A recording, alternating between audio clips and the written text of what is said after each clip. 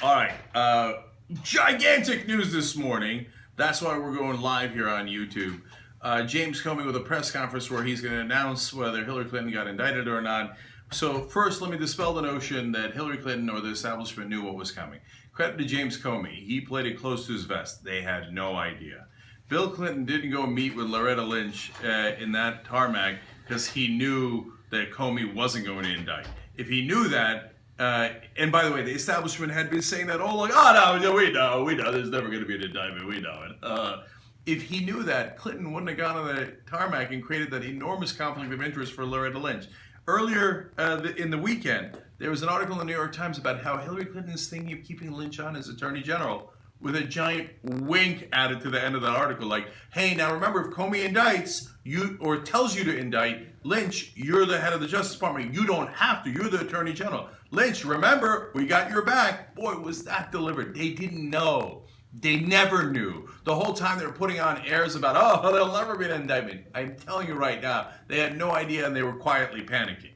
But as things would turn out, Comey steps up and says, all right, now there's been some serious wrongdoing here. They were extremely careless with very sensitive, highly classified information, yet no reasonable prosecutor would prosecute this case. No indictment. Whoa, Sichterland.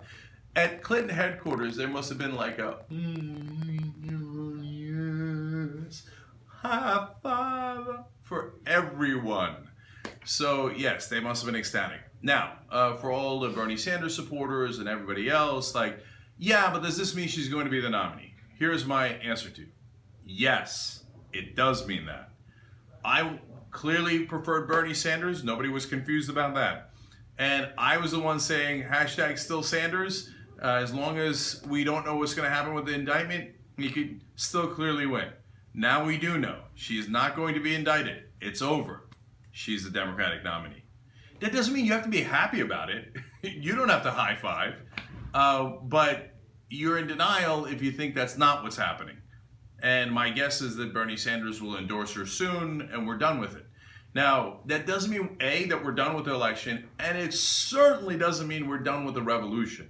So that's the thing they can't get across there. So they're like, okay, it's over. She's the nominee. So fall in line. I'm already getting it this morning all over social media.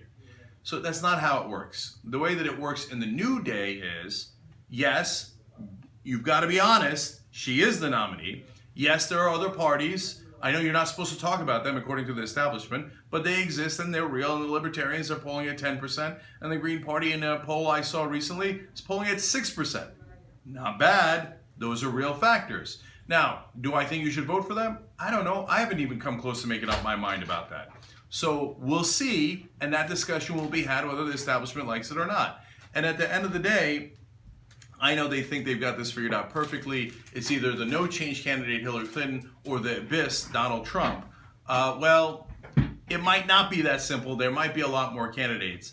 But what's most important is the revolution is real. It isn't just attached to this particular campaign. And unlike the rest of the mainstream media, we are not obsessed with the horse race. The horse race is relevant. Whoever's going to be the next president is relevant, but it is not the only relevant thing. In fact, it is among the least relevant things. What is relevant is change to the system.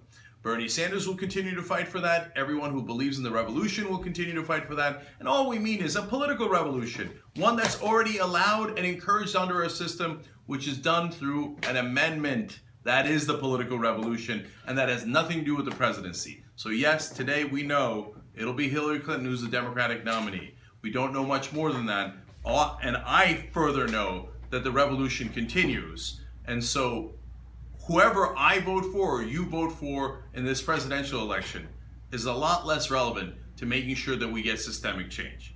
But today, at least it's clear, Clinton is the Democratic nominee. Uygur out.